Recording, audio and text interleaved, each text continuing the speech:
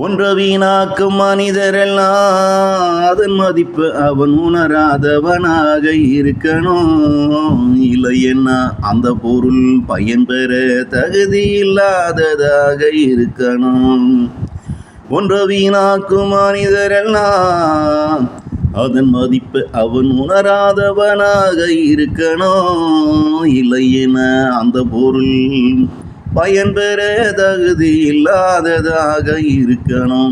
அதுதான் ஏன் அந்த பொருள் கெட்டு போனதா இருக்கணும். ஏன் நாட்டின் நல்லவன கூட பிற மனிதன் அவன் மதிப்பறியாம கெட்டு போன பொருளை குப்பையில வீசி விட்டு போவது போலதான் இவனும் விலக்கி வைக்கிறான்.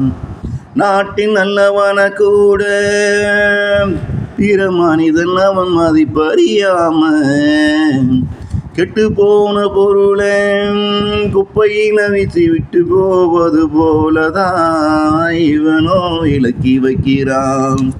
ஒன்ற வீணாக்கும் மனிதரெல்லாம் அதன் மதிப்பை அவன் உணராதவனாக இருக்கணும். இல்லைன்னா அந்த பொருள் பயன் பெற தகுதி இல்லாததாக இருக்கணும்.